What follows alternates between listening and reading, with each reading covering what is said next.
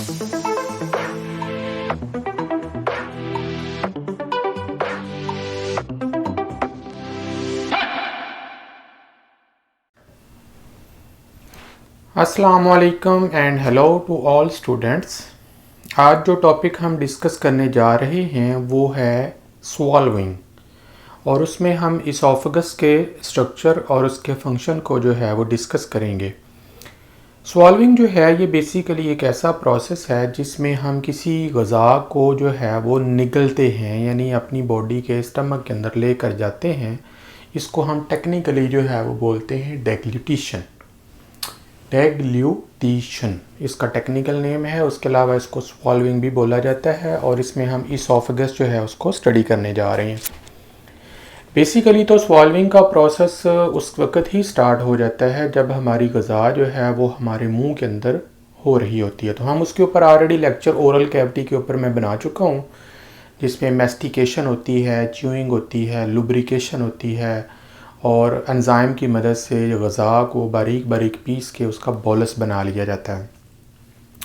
और बोलस जो है उसमें हमारी बनाने में हमारी टंग, हमारी ज़ुबान और हमारे चीक्स के मसल जो हैं वो भी हिस्सा लेते हैं। ये सारा मेरा प्रीवियस लेक्चर जो है वो आप देख चुके होंगे। आज हम जो बेसिकली देखना चाहते हैं कि ग़ज़ा जो है वो हमारे गले से होती हुई इसोफेगस में से गुज़र कर स्टमक में कैसे पहुंचती है। इससे पहले जो गले में से गुजरने वाला प्रोसेस है वो भी मेरा अलग लेक्चर है जिसमें हम इसको डिस्कस कर चुके हैं। बेसिकली ग़ज़ा जब इसोफेगस में से गुजरनी है या गुजरती है तो उसके लिए हमें पता होना चाहिए कि इसोफेगस है क्या, और ये कहाँ से स्टार्ट होता है और कहाँ से ख़त्म होता है, कहाँ पे ख़त्म होता है। तो मैंने एक डायग्राम जो है ये बनाई हुई है। इसके ज़रिए हम इसोफेगस के स्ट्रक्चर को समझने की कोशिश करेंगे। यहाँ पर जो डायग्राम है इसमें जो ग्रीन कलर की ट्यूब नज़र आ रही है ये बेसिकली इसोफेगस है। इसोफेगस जो है ये एक लंबी नाली है जो तकरीबन 40 सेंटीमीटर लॉन्ग ट्यूब होती है और हमारे गले से गुजरती है और स्टमक तक जाती है। ये हमारे गले का इब्तदाई हिस्सा है जिसे आम तौर पर हम फेरिंग्स कहते हैं। उसके नीचे फिर लेरिंग्स आ जाता है। तो ये ग्रीन कलर का हिस्सा जो है वो आपको शो हो रहा है, इसको हम कहेंगे अपर इसोफेगस।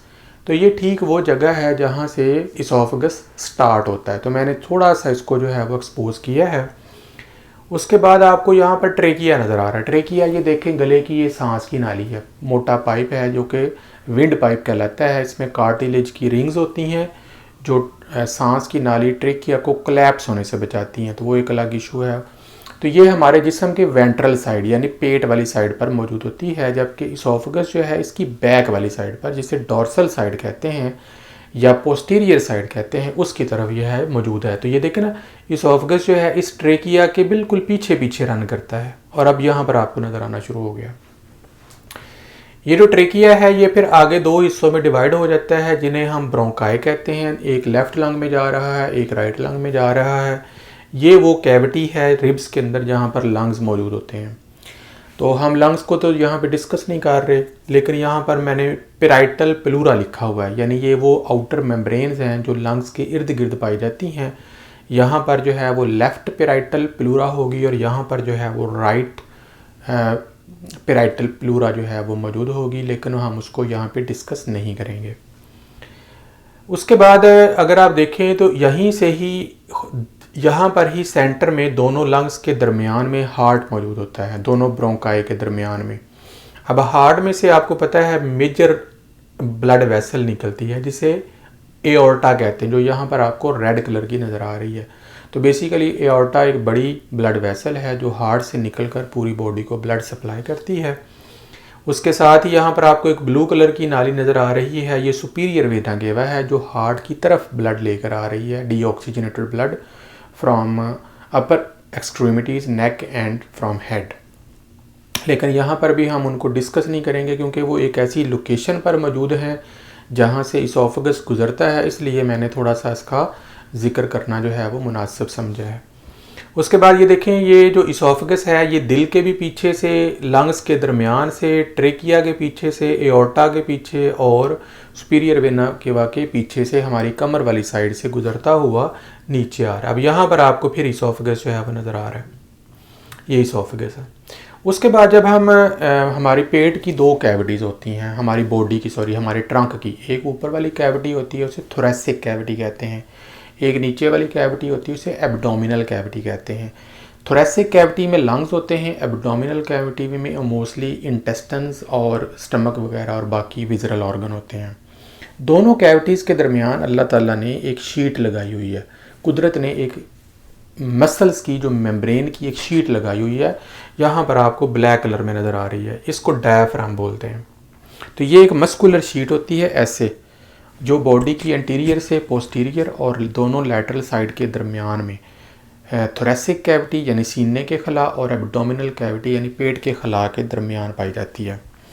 अब इस शीट के अंदर छोटी छोटी ओपनिंग्स होती हैं, सुराख होते हैं, उन्हें हाइटिस बोलते हैं। तो यहाँ पर अगर आप देखें तो ये एक हाइटिस है। इसी तरीके से इस हाइटिस में से ब्लड वेसल गुजर रही होती हैं। यहाँ पर आपको एक हाइटिस नज़र आ रहा है, इसका नाम है इसोफेजियल हाइटिस।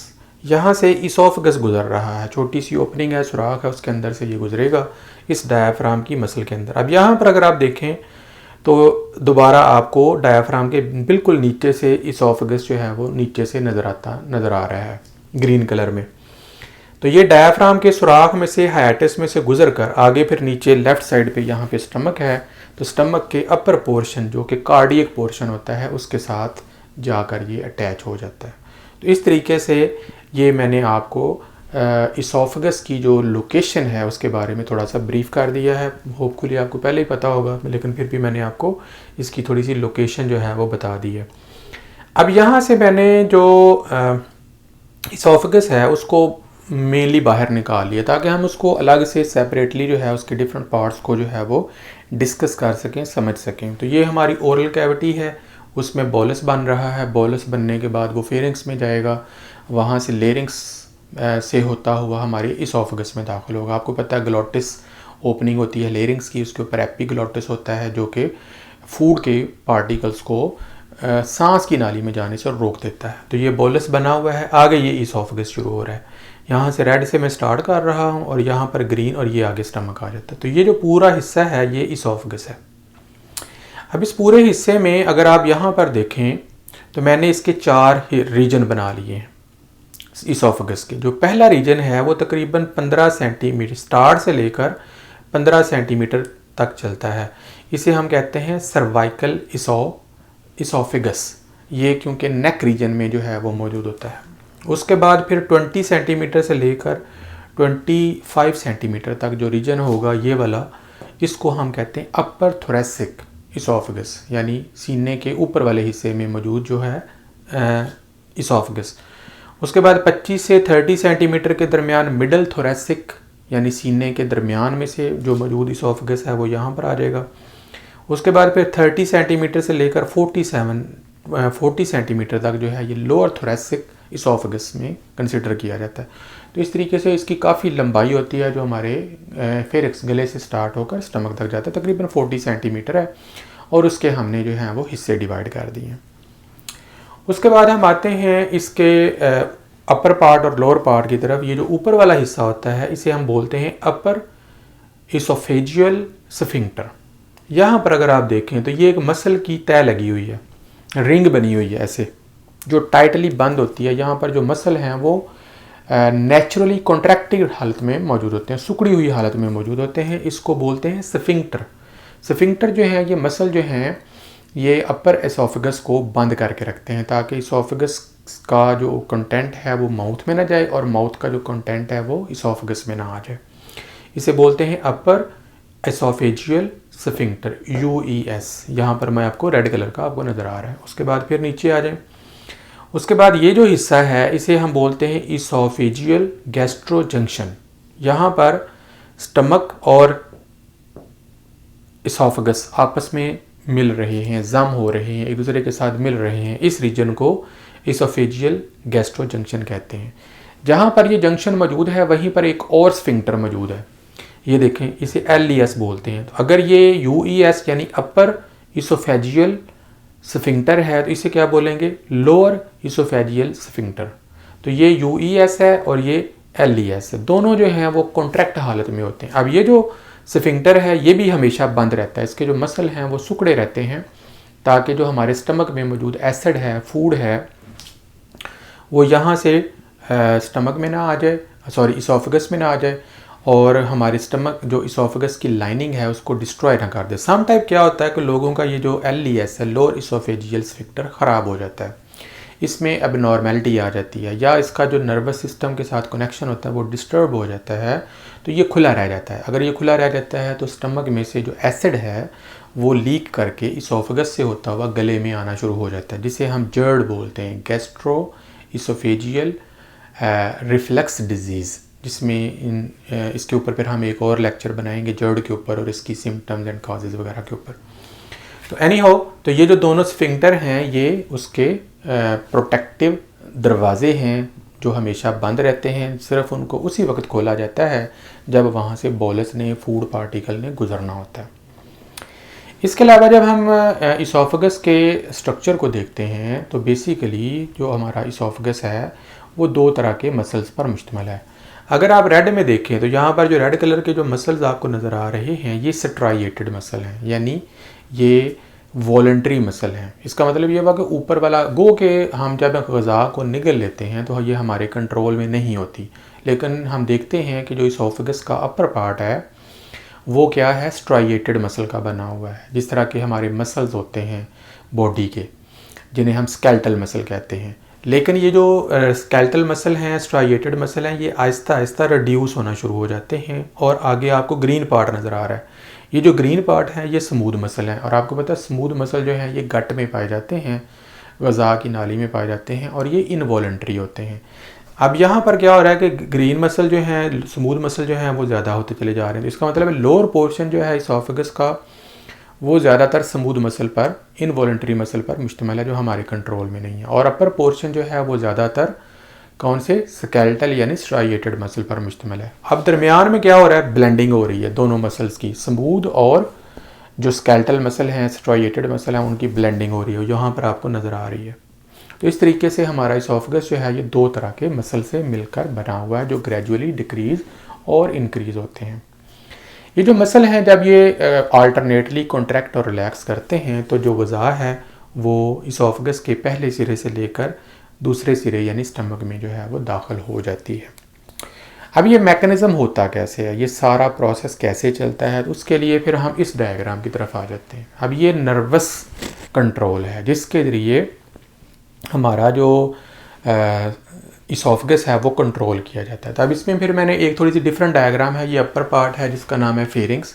फेरिंग्स जो है उसके नीचे यहाँ पर लेरिंग्स के साथ ब्लेंड हो रहा है। उसके बाद जो लेरिंग्स है वो इसोफेगस के साथ आगे के सामने मौजूद है और इसके पीछे इसोफेगस है। तो मैंने एक लंबा ब्लैक कलर का जो पाइप है वो बना दिया है जो कि इसोफेगस है। तो बेसिकली हमारा यही इसका रोल है। अब हमारे ब्रेन का जो हाइंड ब्रेन है उसमें आपको पता है 3 पार्ट होते हैं और उसका जो मेन पार्ट है वो है मेडुला ऑब्लोंगेटा। वहाँ से इसकी सप्लाई होती है न्यूरॉन्स की, और इसके अलावा जो मोस्ट इम्पॉर्टेंट नर्व है जिसे वैगस नर्व कहते हैं वो इसको इसोफेगस की जो कॉन्ट्रैक्शन है उसे कंट्रोल करती है। थोड़ा सा मुश्किल है, गौर से देखेंगे जो समझ आ जाएगा। अब देखें ये मैंने एक वैगस नर्व बनाई है। वैगस नर्व जो है ये क्रेनियल नर्व है जो हमारे ब्रेन से निकलती है और हमारी बॉडी के इंटरनल जो विजुअल ऑर्गन होते हैं उनको इनर्वेट करती है, उनको रेगुलेट करती है, जिसमें से एक जो है वो इसोफेगस है। अब ये देखिए रेड कलर में जो आपको नज़र आ रही है ये वेगस नर्व है, ये यहाँ पर आकर आगे नेटवर्क बना रही है। इसकी जो ब्रांचेज हैं वो फेरिंग्स और लेरिंग्स के हिस्सों को जो है वो जाकर इनर्वेट कर रही हैं, न्यूरॉन सप्लाई कर रही हैं। उसके बाद नीचे इसका गैंग्लियन है वो हम यहाँ पे डिस्कस नहीं करेंगे। इसके बाद यहाँ पर एक ब्रांच जो है वो निकल रही है और आगे जाकर लेरिंग्स वाले हिस्से को इनर्वेट कर रही है। उसके बाद अगर आप यहाँ पर देखें तो जो वेगस नर्व का ऊपर वाला ब्रांचिंग वाला हिस्सा है वहाँ से एक बारीक सी नर्व निकल रही है और फेरिंग्स और लेरिंग्स के साथ साथ आती हुई ब्रांचेस करती हुई इसोफेगस की दीवार के साथ जाकर न्यूरॉन यानी नर्व सप्लाई करती है। इसे हम बोलते हैं फेरेंजियो इसोफेजियल ब्रांच, और ये फेरिंग्स और लेरिंग्स से होती हुई इसोफेगस में आकर इन्वेशन करती है और उसकी मूवमेंट को कंट्रोल करती है। उसके बाद अगर आप देखें तो वेगस नर्व फिर ये नीचे, ऐसे वेगस नर्व जो है ये दो हैं, एक जो है वो राइट साइड पर है, एक जो है वो लेफ़्ट साइड पे है। जो चीज़ मैं यहाँ पे जिक्र कर रहा हूँ वही आप उधर भी कर सकते हैं, लेकिन मैंने सिर्फ एक साइड पर ही बनाया है। अच्छा, ये जो मेन नर्व जो है वो वेगस नर्व जो है वो फिर नीचे आ जाती है, इसे लेफ़्ट वेगस नर्व कहते हैं।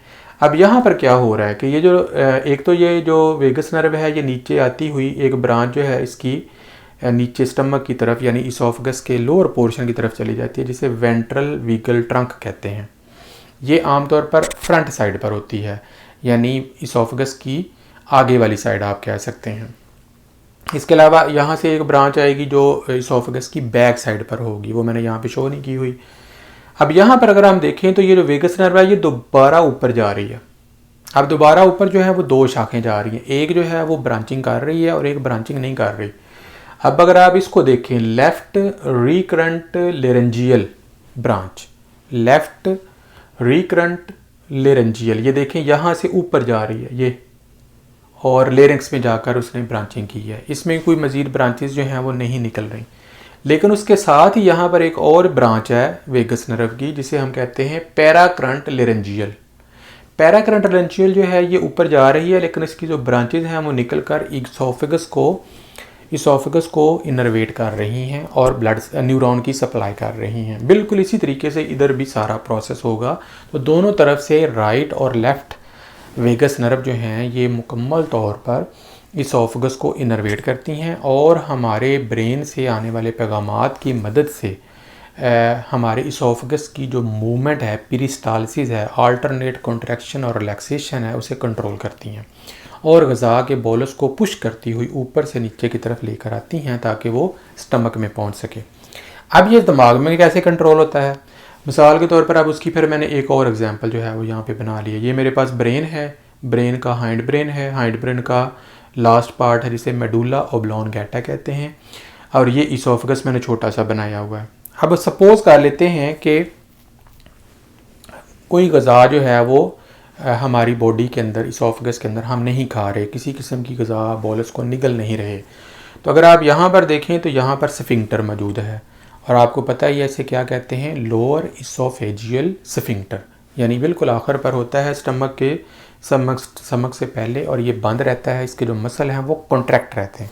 कैसे कॉन्ट्रैक्ट रहते हैं, रेड कलर में देखें।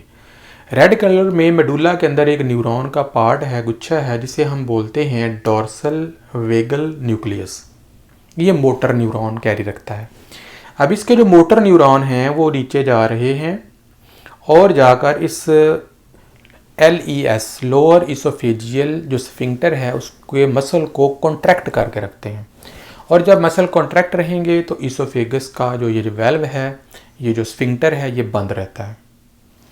अब फ़र्ज़ कर लेते हैं जब हमने खाना खा लिया, खाना खाया तो बोलस बना, बोलस को हमने च्यू किया, निकल कर जब उसको गले से निकला वो इसोफेगस में गया। इसोफेगस के जो मसल हैं उन्होंने कॉन्ट्रैक्ट और रिलैक्स करना शुरू कर दिया with help of vagus nerve, with help of stimulus from the brain.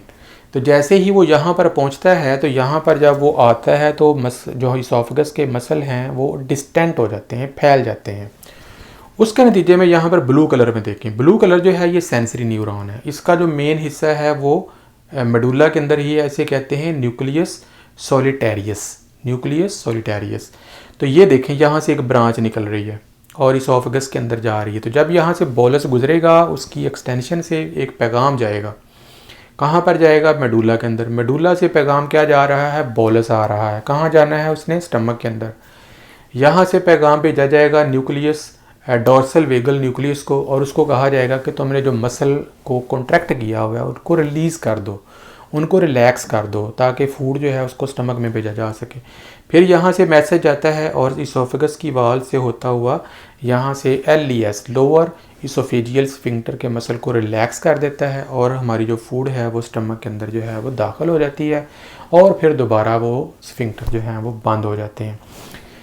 तो इस तरीके से मेरे स्टूडेंट्स, मेरे बच्चों के ग़िज़ा जो है वो इसोफेगस में किस तरीके से कंट्रोल होती है। बाकी इसका जो निगलने का, जो गले से निकलने का लेक्चर है वो अलग से मैंने बना दिया है, और इसोफेगस में से ग़िज़ा गुज़रने, उसकी नर्वस कोऑर्डिनेशन, उसकी लोकेशन, उसके स्ट्रक्चर को मैंने कोशिश की है कि आपको ये लेक्चर जो है वो अच्छे तरीके से समझ आ जाए। तो hopefully in the next lecture में आपके साथ आपकी खिदमत में दोबारा हाज़िर होऊंगा। तब तक के लिए अल्लाह हाफ़िज़।